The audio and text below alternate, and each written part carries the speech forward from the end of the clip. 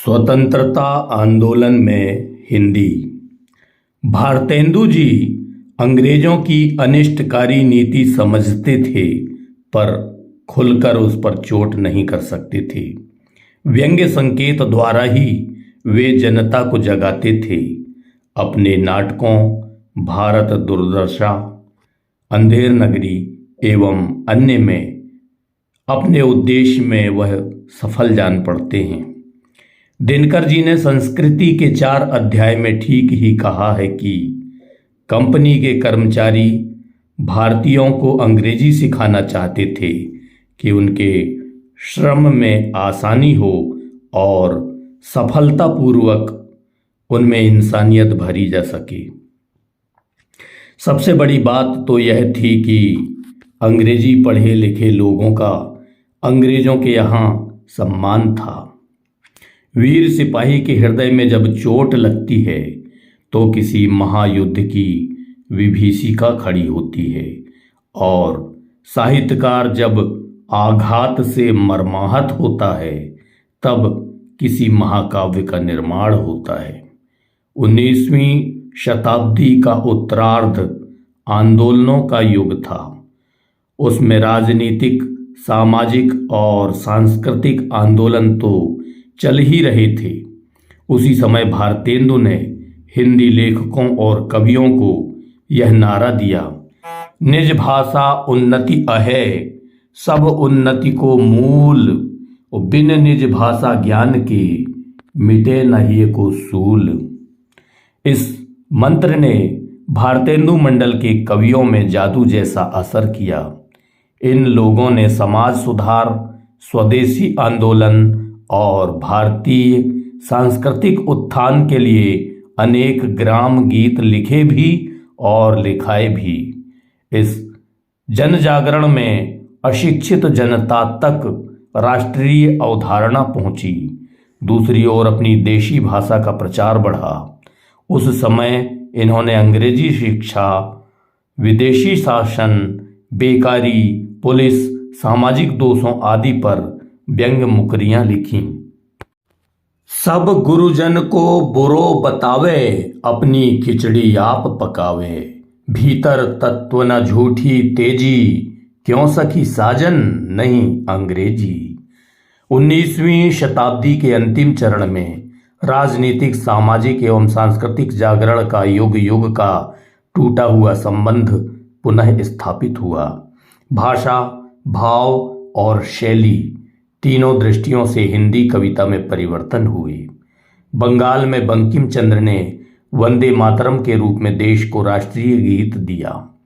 गुजरात में कवि नर्मद, महाराष्ट्र में चिपलूणकर और उत्तर प्रदेश में भारतेंदु हरिश्चंद्र ने अपनी अपनी वाणी का जागरण मंत्र फूका। पारंपरिक अविश्वास और कटुता का एक और परिणाम यह हुआ कि अच्छे अच्छे विद्वान और कार्यकुशल व्यक्ति भी शासन से दूर रखे गए। हमारे रहन सहन, उपासना आदि की खिल्ली उड़ाई जाने लगी। रेलगाड़ी के प्रथम श्रेणी के डिब्बों में से टिकट रखने के बावजूद भारतीयों को धक्के मारकर निकाल दिया जाता था। यह क्रम 19वीं शताब्दी के अंत तक चलता रहा। 1884 ईस्वी में भारतेंदु ने नए जमाने की मुकरी में सरकारी आर्थिक नीति की जो आलोचना की थी, उसे इस प्रकार देखा जा सकता है, भीतर भीतर सब रस चूसे, हंसी हंसी के तन मन धन मुँह से, जाहिर बातन में अति तेज, क्यों सखी साजन नहीं अंग्रेज। विदेशी संस्कृति के समस्त आकर्षणों के बावजूद भारतीय सामाजिक चेतना अपनी आस्था पर दृढ़ रही। जीवन की परिवर्तित परिस्थितियों के अनुकूल कुछ सुधार भी हुए, किंतु अपना देश, अपनी भाषा और अपनी संस्कृति के प्रति समाज निष्ठावान रहा। राजा राम मोहन राय पहले व्यक्ति थे जिन्होंने सुधारवादी दृष्टि रखते हुए भी अंग्रेजों का विरोध किया। ब्रह्म समाज की स्थापना कर बंगाल के नवयुवकों को जागरण का मंत्र पढ़ाया। न्यायमूर्ति रानाडे और डॉक्टर भंडारकर ने प्रार्थना समाज की स्थापना की। प्रार्थना समाज का महाराष्ट्र के जनजीवन पर अच्छा प्रभाव पड़ा। स्वामी दयानंद सरस्वती ने आर्य समाज की स्थापना बंबई में की। उनके विचार उत्तर प्रदेश, पंजाब और गुजरात के साथ पूरे देश में फैल गए। स्वामी दयानंद पहले समाज सेवी थे जिन्होंने हिंदी को अपने धार्मिक प्रचार का माध्यम बनाया और अपना सुप्रसिद्ध ग्रंथ सत्यार्थ प्रकाश हिंदी में लिखा। इस प्रकार राष्ट्रीय यज्ञ और राष्ट्रभाषा हिंदी को महत्व दिया। जातीय गौरव संपादनीय भाषा की और सभा की स्थापना 1861 ईस्वी में मेदिनीपुर बंगाल में हुई। 5-6 वर्ष के कार्यकलाप के बाद यह हिंदू मेला के रूप में बदल गई। 1866 ईस्वी के चैत्र मास में पहली बार यह मेला लगा। इस मेले में एक प्रदर्शनी का आयोजन और व्यायाम का भी प्रदर्शन किया गया। इस संस्था की उल्लेखनीय विशेषता यह थी कि इसके सदस्य अंग्रेजी शहरों के स्थान पर हिंदी और बंगाली शब्दावली का प्रयोग करते थे। वे आपस में मिलते समय गुड मॉर्निंग के स्थान पर सुप्रभात कहते थे। इतना ही नहीं, यदि भूल से इस संस्था का कोई सदस्य अंग्रेजी शब्द बोल देता तो उसे 1 पैसा दंड देना पड़ता था। इस मेले के तत्कालीन प्रभाव का अंदाज इस बात से लगाया जा सकता है कि विश्व कवि रविंद्रनाथ ठाकुर ने भी इस मेले में भाग लिया था। 1877 ईस्वी में गुरुदेव ने इस मेले में अपनी कविता पढ़ी थी। वर्ष 1880 तक यह मेला प्रतिवर्ष लगता रहा। स्वदेशी वस्तुओं के उपयोग पर इसमें बड़ा जोर दिया जाता था और इसके सदस्य ब्रिटिश इंडियन एसोसिएशन के कट्टर आलोचक थे। खड़ी बोली हिंदी गद्य को द्विवेदी जी ने व्यावहारिक रूप दिया, उसे व्याकरण सम्मत बनाया तथा उसमें अभिव्यक्ति की पूर्ण क्षमता भरी। यद्यपि भाषा के रूप का विकास भारतेंदु जी के समय ही भली भांति हो चुका था, उसकी अभिव्यंजना शक्ति पहले ही बहुत बढ़ गई थी, पर उसका शरीर अव्यवस्थित ही पड़ा रह गया। शब्द संगठन और व्याकरण के अनुशासन द्वारा उसे व्यवस्थित करने की आकांक्षा बनी ही रही। यह कार्य द्विवेदी जी ने किया। भाषा की अस्थिरता दूर की गई और व्याकरण के विधान द्वारा उसे परिष्कृत किया गया। जिस समय द्विवेदी जी हिंदी क्षेत्र में अपनी कलम करने वाली देकर उतरे, उस समय कितना वितंडावाद उठ खड़ा हुआ था, इसे हिंदी गद्य साहित्य का थोड़ा सा इतिहास जानने वाले भी जानते हैं। द्विवेदी जी ने भाषा पर जैसा प्रभाव सिद्ध किया वैसा साहित्य पर नहीं। शायर सिंह सपूत लीक पर नहीं चलते, वे तो अपनी राह स्वयं बनाते हैं। द्विवेदी जी में तीनों प्रकार के गुण थे। इन्हीं गुणों से उनका समन्वित व्यक्तित्व भी विशाल बन गया। उन्होंने नई शैली को जन्म दिया। भाषा में सरलता का उनका अर्थ था स्वाभाविकता, आडंबर विहीनता और प्रवाह ममता। श्रीधर पाठक का अटल विश्वास था कि जो लोग अपने देश की रहन सहन, भाषा, संस्कृति के प्रेमी नहीं हैं, उनकी जाति सदा कमजोर तथा परमुखापेक्षी रहेगी। इस संबंध में पाठक जी कहते हैं, जिनको अपने देश, भेष, भाषा से प्रीति नहीं, जिनके जीवन की कोई निर्दिष्ट नीति नहीं, उनमें आत्मिक अनुरक्तता आ सकती क्यों कर कभी, उनकी जातीय अशक्यता जा सकती क्यों कर कभी। राम नरेश त्रिपाठी जी सरल और संस्कृतनिष्ठ दोनों प्रकार की भाषा लिखने में सिद्ध हस्त हैं। देखिए स्वदेश गीत। हम प्राण होम देंगे, हंसते हुए जलेंगे, दूर एक सांस पर हम आगे बढ़े चलेंगे, जब तक पहुँच न लेंगे तब तक न सांस लेंगे, वह लक्ष्य सामने है पीछे नहीं हटेंगे। मैथिली शरण गुप्त जी मातृभूमि की प्रशंसा करते हुए कहते हैं, नीलांबर परिधान हरित पट पर सुंदर है, सूर्य चंद्र युग मुकुट मेखला रत्नाकर है। नदियां प्रेम प्रवाह सूर्य तारे मंडन हैं, बंदी विविध विहंग शेष फन सिंहासन है। नेताजी सुभाष चंद्र बोस ने कहा था, तुम मुझे खून दो, मैं तुम्हें आज़ादी दूंगा। वह कहते हैं केवल खून ही है जो आज़ादी की कीमत चुका सकता है। जलियांवाला बाग नरसंहार के उपरांत पंजाब में जनरल ओ डायर की यादगार को स्थायी स्वरूप प्रदान किए जाने की घटना पर कर्मवीर के संपादक ने लिखा है कि अत्यंत दुखी हृदय से और पंजाब प्रांत की पैदाइश होने से मैं साहस के साथ प्रकट करता हूं कि Punjab sir Michael O'Dwyer की यादगार का बोझ नहीं सह सकता। मैं अपने देशवासियों की विचार शक्ति से अपील करता हूं कि ऐसे अपमानजनक विचार से दूर रहें। देशवासियों को सीधे जगाना कर्मवीर की विशेषता थी और बेधड़क संपादक इसका उपयोग करता रहा। जो देशद्रोह के गलत कार्य में लगे हैं, ऐसे लोगों के लिए भी पंडित माखनलाल चतुर्वेदी ने प्रेरक शब्दों में कहा है, मातृभूमि है उसकी जिसको उठ जीना आता है, दहन भूमि है उसकी जो क्षण क्षण गिरता जाता है। कर्मवीर की तर्ज पर यदि मातृभूमि का मोल करना सीखना है तो हमें कर्मवीर माखनलाल के वचनों पर ध्यान देना होगा। भारत मेरा अभिभाज्य रहे, धन वैभव की सुख साधन की धुन जीवन में सब त्याज्य रहे। उक्त भावना, लेखनी, वक्तृता और शैली के धनी कर्मवीर ने पराधीन भारत की हर धड़कन को अपने कर्मवीर में स्थान दिया, चाहे वह होशंगाबाद की समस्या हो, चाहे पंजाब और इंग्लैंड की। कर्मवीर माखनलाल चतुर्वेदी ने अपने कर्मवीर पत्र के वैष्णवी रंग से सोए हुए क्रांति पथगामी बनाया। खंडवा का नाम भी उन दिनों आंदोलन के शिखर पर था, क्योंकि बापू ने जन जागृति इतनी अधिक लादी थी कि पंडित माखनलाल चतुर्वेदी को लिखना पड़ा, चाह नहीं मैं सुरबाला के गहनों में गूंथा जाऊं, चाह नहीं प्रेमी माला में बिंद प्यारी को लल जाऊं, चाह नहीं देवों के सिर पर चढ़ूं भाग पर इठलाऊं, चाह नहीं सम्राटों के शव पर हे हरि डाला जाऊं। मुझे तोड़ लेना वनमाली उस पथ पर देना तुम फेंक, मातृभूमि पर शीश चढ़ाने जिस पथ जावें वीर अनेक। मोहम्मद इकबाल लिखते हैं, सारे जहां से अच्छा हिंदोस्तां हमारा, हम बुलबुले हैं इसकी वह गुलसितां हमारा। कुछ बात है कि हस्ती मिटती नहीं हमारी, सदियों रहा है दुश्मन दौरे जहां हमारा।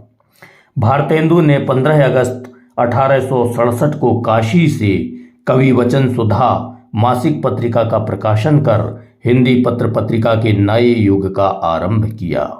कवि वचन सुधा के अंक 15 अक्टूबर 1873 में हरिश्चंद्र मैगजीन नामक मासिक पत्रिका का आरंभ किया। यह शुद्ध रूप से साहित्यिक पत्रिका थी, जिसमें साहित्य की विविध विधाएं प्रकाशित होती थीं। 8 अंक की पत्रिका के प्रकाशन के पश्चात उस पत्रिका का नाम हरिश्चंद्र मैगजीन की जगह हरिश्चंद्र चंद्रिका कर दिया गया।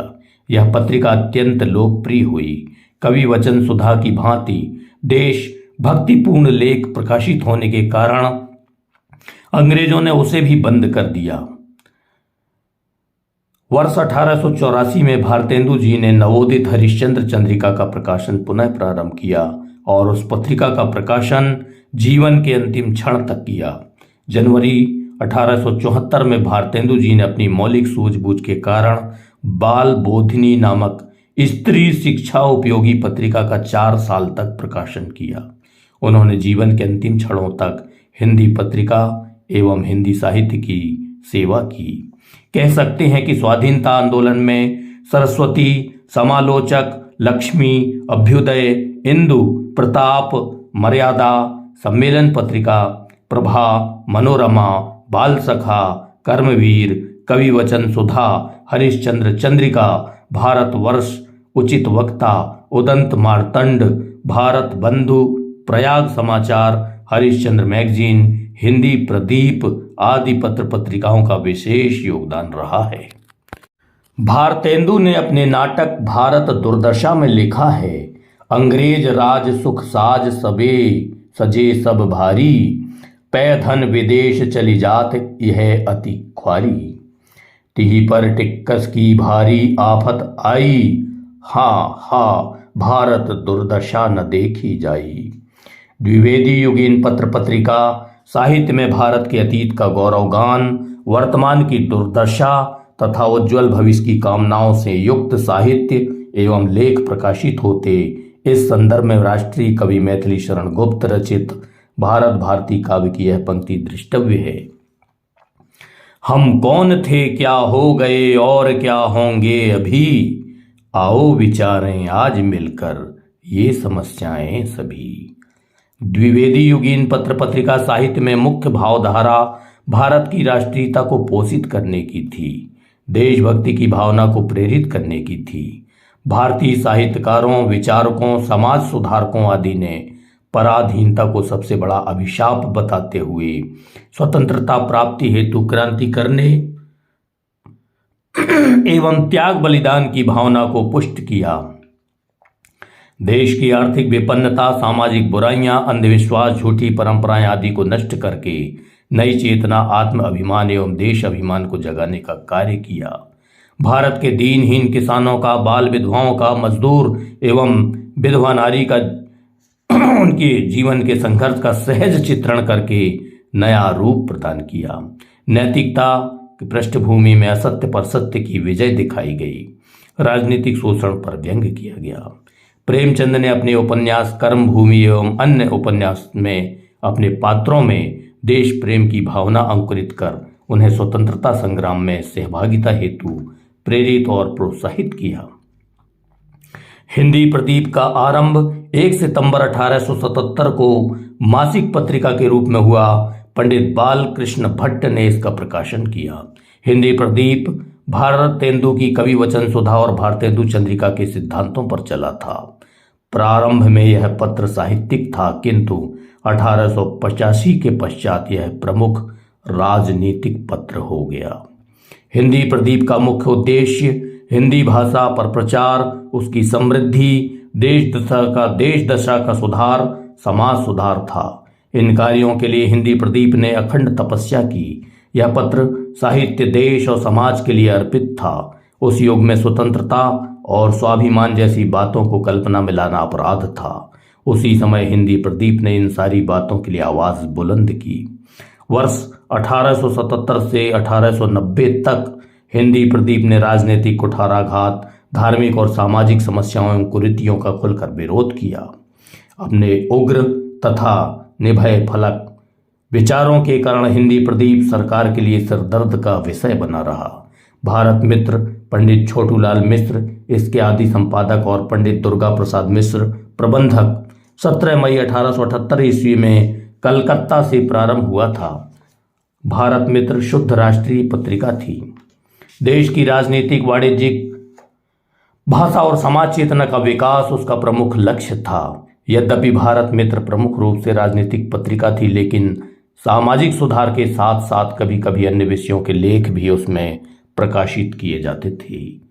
भारतेंदु युग में कलकत्ता से निकलने वाली साप्ताहिक पत्रिकाओं में सार सुधा निधि का नाम विशेष रूप से उल्लेखनीय है। यह लोक परक पत्रिका थी। उसमें तत्कालीन लोक जीवन और देश दशा का बड़ा यथार्थ चित्रण मिलता है। सार सुधा निधि ने देश, समाज, राष्ट्र और राष्ट्रभाषा के उन्नयन के लिए अथक प्रयास किया था। उचित वक्ता का प्रकाशन पंडित अंबिका प्रसाद वाजपेयी ने किया था।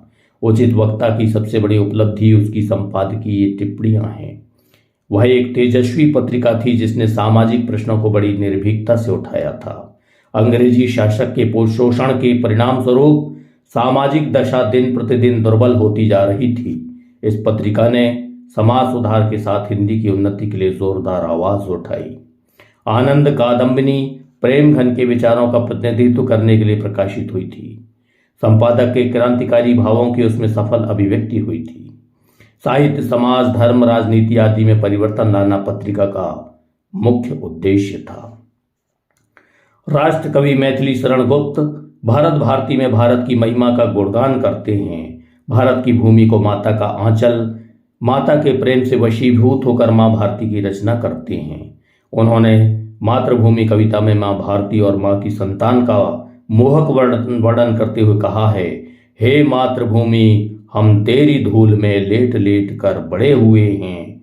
जैसे बालक माँ की गोद में खुश होता है, अपने आप को बहुत सुरक्षित मानता है, उसी तरह मातृभूमि की धूल भी हमें वही सुखद एहसास दिलाती है जिसमें हम सदा रहते हैं। इसी मिट्टी में हमने घुटनों के सहारे खड़ा होकर चलना सीखा है। राष्ट्रकवि मैथिली शरण गुप्त ने अपनी कविता मातृभूमि में कहा है, जिसकी रज में हम लोट लोट कर बड़े हुए हैं, घुटनों के बल सरक सरक कर खड़े हुए हैं, परम हंस सम बाल्यकाल में सब सुख पाए, जिसके कारण धूल भरे हीरे कहलाए। माँ भारती की संतानों को यानी अपने पूर्वजों की वीर गाथाएं सुनकर उत्साह से भर जाते हैं, जो हमें सदा स्फूर्ति से भरता है। हे मातृभूमि हम प्रसन्नता पूर्वक तेरी गोद में खेले कूदे हैं। वे आगे कहते हैं, हम खेले कूदे हर्षयुक्त जिसकी गोद में, हे मातृभूमि तुझको निरख मग्न क्यों ना हो गोद में। कवि कहता है कि हे मातृभूमि इस धूल को अपने मस्तक से लगाकर जन्मों जन्म का पुण्य प्राप्त कर लूं। हे मातृभूमि तेरी गोद में बिताया हर क्षण मेरे लिए सुखद है। वह कहते हैं, हमें जीवनाधार अन्न तू ही देती है, बदले में कुछ नहीं किसी से तू लेती है। श्रेष्ठ एक से एक विधि द्रव्यों के द्वारा पोषण करती प्रेम भाव से सदा हमारा। हे मातृभूमि तुझे बारंबार प्रणाम, अपनी धरा पर फसल उगाकर हमें जीवन दान देती है। नदियों से जल देती है, पेड़ों पत्तों से फल और औषधियाँ देती है, धरती पर अनाज और फल आदि फसलों से हमें जीवन दान देती है। जिस मिट्टी से हमारे वीर बलिदानों की खुशबू हमेशा आती है, हमारे में भी ऐसी शक्ति और विचार भरो कि हम देश हित के लिए अपने प्राणों का बलिदान करें और हमारे भी बलिदानों के किस्सों से हमारी माँ का नाम ऊंचा हो। हम वीर भारत भूमि की संतान हैं। वे कहते हैं, हे मातृभूमि हम देश प्रेम और देश सेवा के लिए अपने प्राणों की बलि दे दें तो यह हमारा सौभाग्य होगा। आप सुन रहे थे स्वतंत्रता आंदोलन में हिंदी। सुनने हेतु शुक्रिया। वाचन स्वर नैनपुर मंडला मध्य प्रदेश भारत से डॉक्टर राजेश कुमार ठाकुर।